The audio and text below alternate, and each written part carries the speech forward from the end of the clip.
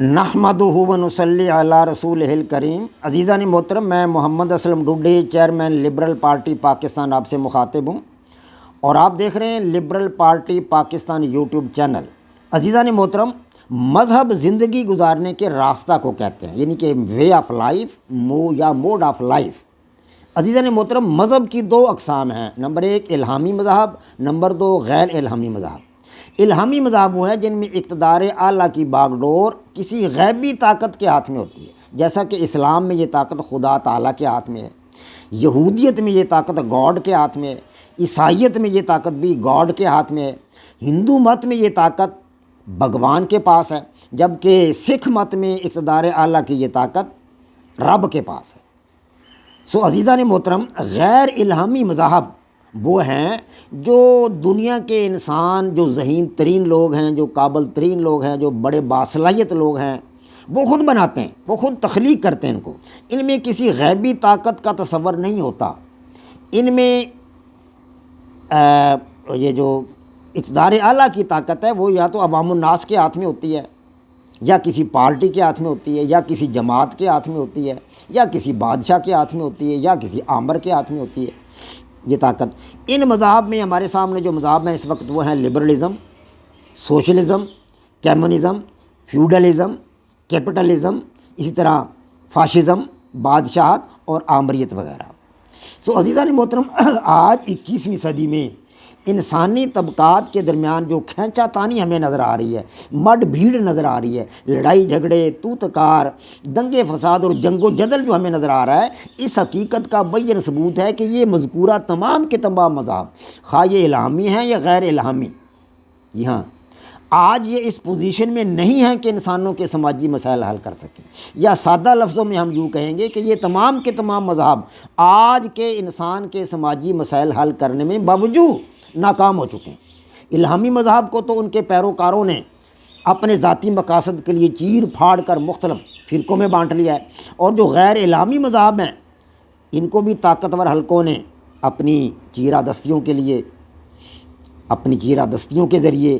اور اسی طرح ان مذاہب کے اندر جو کمزور پہلو موجود ہیں، سیاسی طور پر کمزور پہلو موجود ہیں، اخلاقی طور پر کمزور پہلو موجود ہیں، ان کی وجہ سے یہ مذاہب بھی ناکام ہو گئے۔ تو آج اندری حالات اس امر کی شدت سے ضرورت محسوس کی جا رہی ہے کہ دنیا کو ایک جدید ترین غیر الہامی مذہب دیا جائے تاکہ انسانوں کے سماجی مسائل حل ہو سکیں۔ عزیزان محترم، میں نے اس بات پر بڑا غور کیا اور میں نے 15 سال کی جدوجہد، انتھک محنت اور جاں گسل کاوش کے بعد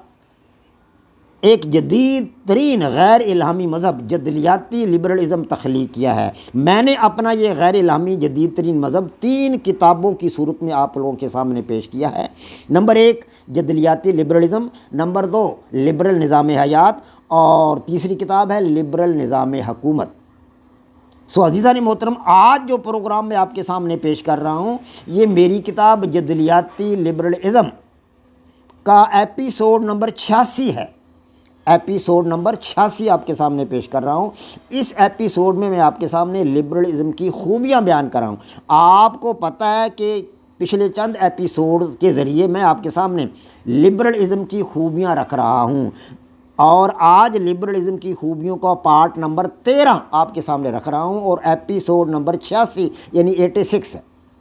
اس ایپیسوڈ میں میں آپ کو بتاؤں گا کہ لبرلزم جو ہے اس میں لچکدار اور تغیر پذیر خصوصیات پائی جاتی ہیں، جبکہ باقی جتنے بھی غیر الہامی مذاہب ہیں ان کے اندر یہ خصوصیات یا تو اس شرح سے موجود نہیں ہیں یا سرے سے بالکل موجود نہیں ہیں۔ سو عزیزان محترم، یہ لبرلزم جو ہے اس کے قوانین جو ہے وہ فطرت سے ہم آہنگ ہونے کے لیے لچک اور تغیر پذیر خصوصیات اپنے اندر بدرجہ اتم رکھتے ہیں، اور لبرل قوانین کو بدلتے حالات اور سماجی تقاضوں کے مطابق ڈھالنا چنداں مشکل نہیں، بڑا ہی آسان ہے۔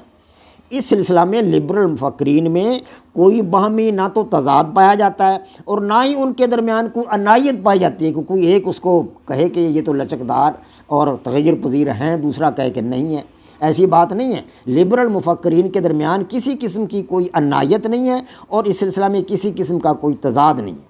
تو عزیزان محترم، میں آپ کے سامنے عرض کر رہا ہوں کہ لبرل ازم کے جو قوانین ہیں اور نظریات ہیں یہ لچکدار ہیں اور تغیر پذیر ہے۔ اب میں آپ کا سوشلزم کے ساتھ ان کا موازنہ کر کے آپ کو بتاتا ہوں کہ لبرلزم میں جو ہے سماج کے تمام افراد کی رائے کو مقدم سمجھا جاتا ہے، آپ کو پتہ ہے لبرلزم میں، اور اس کے مقابلہ میں سوشلسٹ نظریات کو دیکھ لیں تو وہاں مزدوروں کی آمریت ہے، وہاں انتخاب کا نام و نشان تک نہیں ہے۔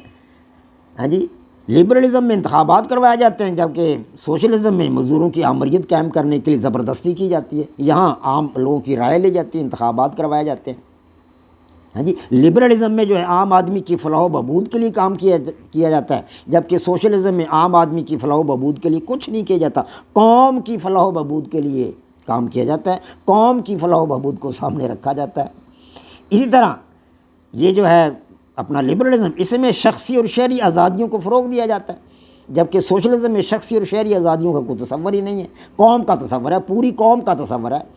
اب قوم کو بناتے بناتے جو پارٹی کے لوگ ہوتے ہیں وہ خود ہی کھا جاتے ہیں، سارا خزانہ خود خالی کر جاتے ہیں، یہ ہم قوم کی بہتری بھلائی کے لیے کام کر رہے ہیں۔ فرد کی بہتری بھلائی کے لیے سوشلزم میں کچھ نہیں ہوتا، قوم کی بہتری اور بھلائی کے لیے کیا جاتا ہے جو کچھ بھی کیا جاتا ہے۔ تو اب حصول اقتدار کے لیے لبرلزم میں تو جمہوری راستہ اختیار کیا جاتا ہے، جبکہ سوشلزم میں